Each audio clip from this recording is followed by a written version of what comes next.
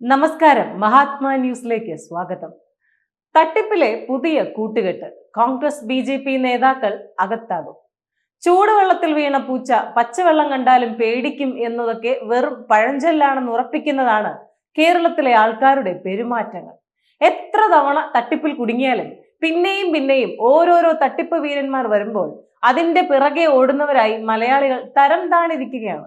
ഏറ്റവും ഒടുവിൽ സംസ്ഥാനം ഒട്ടാകെയായി വ്യാപക തട്ടിപ്പ് നടത്തിയ ഒരു കൂട്ടരെ ഇപ്പോൾ പോലീസ് തിരഞ്ഞുകൊണ്ടിരിക്കുകയാണ്.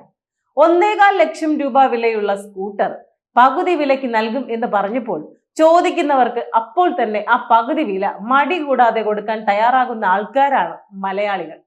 പലതരത്തിലുള്ള സംഘടനകളുടെ പേരിൽ 1000 കോടി രൂപയോളം ഈ സംഘം തട്ടിയെടുത്തു എന്നാണ് പുറത്തുവരുന്ന കണക്കുകൾ. ഈ തട്ടിപ്പ് സംഘത്തിന്റെ നേതാവായ അനന്തു പോലീസ് പിടിയിലായി കഴിഞ്ഞു. പുറത്തുവരുന്ന വാർത്തകൾ വെച്ച് നോക്കിയാൽ ഈ തട്ടിപ്പ് വീരന്റെ കൂട്ടാളികളായി പ്രമുഖ രാഷ്ട്രീയ പാർട്ടിയുടെ പ്രമുഖരായ നേതാക്കൾ ഉണ്ടെന്ന് വ്യക്തമായിരിക്കുകയാണ്. ബി.ജെ.പിയുടെയും കോൺഗ്രസിന്റെയും മുതിർന്ന നേതാക്കളാണ് തട്ടിപ്പ് സംഘത്തിനൊപ്പം കൂടിയതെന്നാണ് പറയുന്നത്. ഇവരെ കൂടാതെ മറ്റു പല പ്രമുഖരും തട്ടിപ്പിന് കൂട്ടുനിന്നതായിട്ടും പറയപ്പെടുന്നുണ്ട്. ഏതായാലും ബി.ജെ.പിയുടെ സംസ്ഥാന വൈസ് പ്രസിഡന്റ് A.N. രാധാകൃഷ്ണനും കോൺഗ്രസിന്റെ സംസ്ഥാന വൈസ് പ്രസിഡന്റ് ലാലി വിൻസെന്റും ഇപ്പോൾ തന്നെ പ്രതിപ്പട്ടികയിൽ ഉൾപ്പെട്ടിട്ടുണ്ട്. ഈ രണ്ട് പ്രമുഖരും അറസ്റ്റിലാകും എന്ന തരത്തിലുള്ള വാർത്തകളും പുറത്തു വരികയാണ്. കേരളത്തിലെ പോലീസ് ഉദ്യോഗസ്ഥന്മാരാണ് യഥാർത്ഥത്തിൽ ഇപ്പോൾ ഇരിക്കപ്പൊറുതിയില്ലാത്തവരായത്.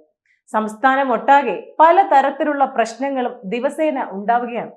സ്വാഭാവികമായി നടക്കുന്ന അപകടങ്ങൾക്ക് പുറമെ അക്രമം, സംഘട്ടനം, കൊലപാതകം, കൊള്ള, ബലാത്സംഗം, പീഡനം, ആത്മഹത്യ, ഇങ്ങനെ എണ്ണിയാൽ ഒടുങ്ങാത്ത വിഷയങ്ങളാണ് ഓരോ ദിവസവും പോലീസുകാർക്ക് പണി ഉണ്ടാക്കാനായി തുടർന്നുകൊണ്ടിരിക്കുന്നത്. ഇതിനു പുറമെ പ്രമാണിമാരും മന്ത്രിമാരും ചുറ്റിക്കറങ്ങുമ്പോൾ അവർക്കൊപ്പം ഓടി നടക്കാനും പോലീസ് തന്നെ വേണം. ഇത്തരത്തിൽ നിന്ന് തിരിയാൻ പോലും പറ്റാത്ത സ്ഥിതിയിലുള്ള പോലീസുകാർക്ക് പുതിയ പണി കൊടുക്കുന്ന ഏർപ്പാടായി സാമ്പത്തിക തട്ടിപ്പുകൾ കടന്നു വരുന്നു എന്നതാണ് വാസ്തവം.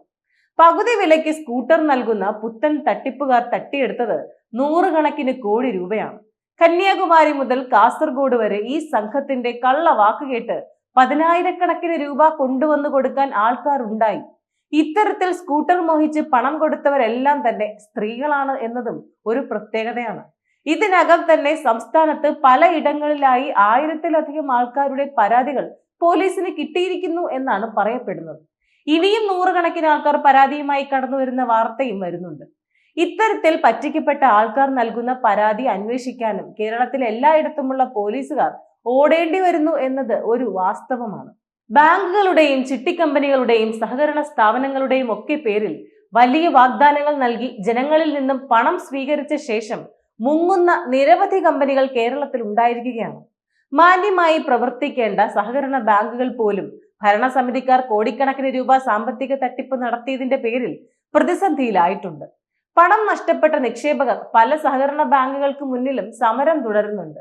ഇത്തരത്തിലുള്ള നിരവധി കഥകൾ ആവർത്തിക്കപ്പെടുമ്പോഴും പിന്നെയും പിന്നെയും പറ്റിക്കലിൽ ചെന്നുവിടാൻ വലിയ വിവരമുള്ളവർ എന്നൊക്കെ വീമ്പ് പറയുന്ന മലയാളികൾ ഉണ്ടാകുന്നു എന്നത് രസകരമായ വാസ്തവമാണ്. ഇപ്പോൾ വലിയ തോതിൽ വിവാദമായിരിക്കുന്ന പകുതി വിലയ്ക്കുള്ള സ്കൂട്ടർ തട്ടിപ്പ് ഇടപാടുകളിൽ മുൻനിരയിൽ വന്നിട്ടുള്ളത് പല രാഷ്ട്രീയ പാർട്ടികളുടെയും മുതിർന്ന നേതാക്കളാണ്. ഇതിൽ ചിലർ ചാനലുകളിൽ വന്നു നിന്നുകൊണ്ട് താൻ ഒരു തെറ്റും ചെയ്തിട്ടില്ല എന്നും നല്ല കമ്പനി എന്നാണ് കരുതിയത് എന്നും ഒക്കെ തട്ടിവിടുമ്പോൾ ഇവരൊക്കെ ഈ കേരളത്തിൽ തന്നെ ജീവിച്ചവരാണോ എന്ന സംശയമാണ് ഉണ്ടാകുന്നത്. 1.25 ലക്ഷം രൂപ വിലയുള്ള സ്കൂട്ടർ 60,000 രൂപയ്ക്ക് കൊടുക്കുമെന്ന് ഒരു വിദ്വാൻ പറഞ്ഞാൽ എവിടെ നിന്നാണ് ഇത്തരത്തിലൊരു ഏർപ്പാട് നടക്കുക എന്ന് ആലോചിക്കാനെങ്കിലും ഈ നേതാക്കൾക്ക് കഴിയാതെ പോയിട്ടുണ്ടെങ്കിൽ അത് മനഃപൂർവ്വമുള്ള പ്രവർത്തനം തന്നെയാണ് എന്നാണ് കരുതേണ്ടി വരിക. ഒരു വിദഗ്ധൻ വമ്പൻ തട്ടിപ്പ് നടത്തുന്നതിനുള്ള ഏർപ്പാടുമായി വരുമ്പോൾ തട്ടിച്ചെടുക്കുന്ന കൂടുകളിൽ നിന്നും കുറച്ചു പങ്ക് ഇങ്ങോട്ടും പോരട്ടെ എന്ന കുബുദ്ധി തന്നെയാണ് ഈ നേതാക്കൾ പ്രയോഗിച്ചതെന്ന കാര്യം അരി ആഹാരം കഴിക്കുന്ന ആർക്കും മനസ്സിലാവും. പാർട്ടിയിലെ അണികളെല്ലാം നയിക്കുന്ന നേതാക്കന്മാർക്ക് മഹാ തട്ടിപ്പുമായി വരുന്ന ഒരുത്തനെ തിരിച്ചറിയാൻ കഴിഞ്ഞില്ല എന്നൊക്കെ പറയുന്നത് മറ്റൊരു തട്ടിപ്പിന്റെ ഭാഗം മാത്രമാണ്. ഏതായാലും കോൺഗ്രസ് പാർട്ടിയിലെയും ബി.ജെ.പിയിലെയും മുതിർന്ന 2 നേതാക്കൾ ഊരിപ്പോകാൻ കഴിയാത്ത കുടുക്കിൽപ്പെട്ടിരിക്കുകയാണ്.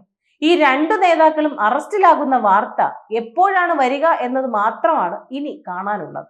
നന്ദി, നമസ്കാരം.